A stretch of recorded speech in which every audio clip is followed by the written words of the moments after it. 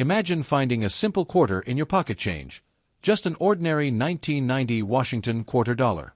But wait, what if I told you that one of these coins, depending on a few small details, could be worth way more than 25 cents? Yes, it's true. That common-looking coin with George Washington on the front might just be one of the hidden gems in the world of coin collecting. So, whether you're a coin collector or just curious about what's in your spare change jar, this video is going to take you deep into everything you need to know about the 1990 Washington quarter, its design, history, mint marks, errors, and yes, how much it's really worth. Let's begin with the basics.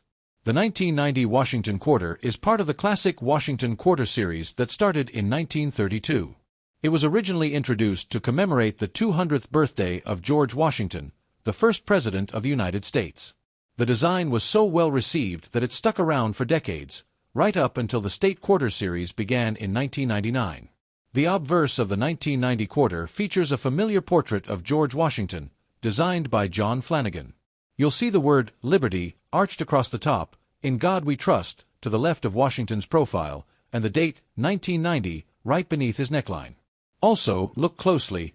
There may be a small mint mark to the right of the bow in his ponytail. This little letter can tell you a lot about where the coin was made. The reverse of the coin still carries the iconic heraldic eagle design, wings spread wide, perched on a bundle of arrows, with olive branches below.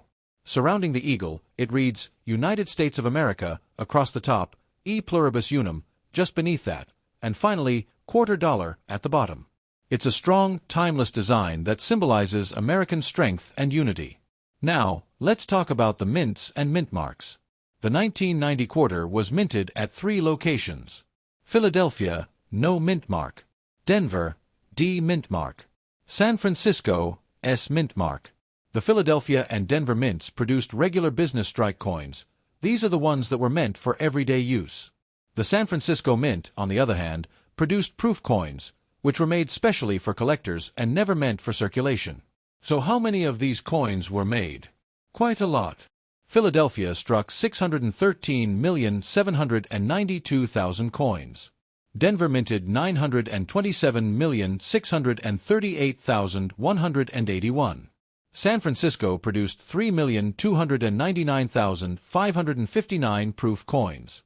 Now let's talk about what really excites collectors: errors and varieties. Not all 1990 quarters are equal, and some rare types are worth far more than face value. One of the most famous varieties from this year is the no-S proof quarter. This means the coin was minted in San Francisco but somehow left out the S mint mark. This error is extremely rare, and if you find one, you could be looking at thousands of dollars in value. It's that serious. But that's not the only valuable error. Some 1990 quarters may show double die errors, where parts of the design appear slightly doubled due to misalignment during striking.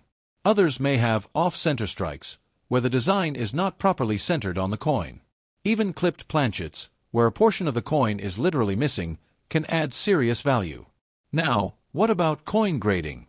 This plays a huge role in a quarter's worth. A 1990 quarter pulled straight from circulation is usually only worth its face value, 25 cents. But if it's in mint state, meaning it looks basically brand new and has never been used, it can be worth $1 to $5. Now that's not much, but if it's graded MS-67 or higher by a professional grading service like PCGS or NGC, it could go for $100 or more. And let's not forget about proof coins. A 1990 S-proof quarter in perfect condition might be worth $5 to $20, depending on demand and quality.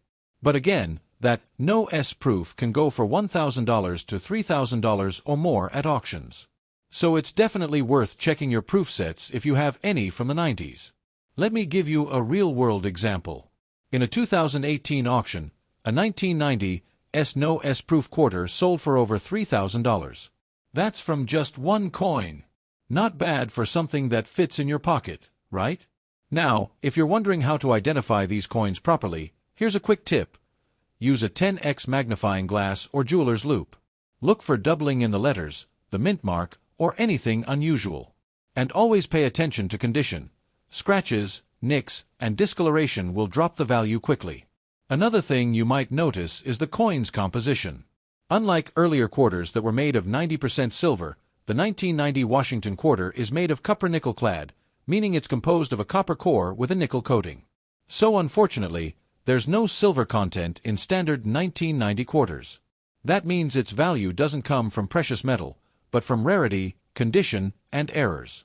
Collectors often look for full strike details, including sharp lines in Washington's hair and crisp details in the eagle's feathers. Coins that are weakly struck, even if uncirculated, might not bring top dollar. So, should you keep every 1990 quarter you come across? Probably not, but it's definitely worth checking your change. Keep an eye out for anything unusual,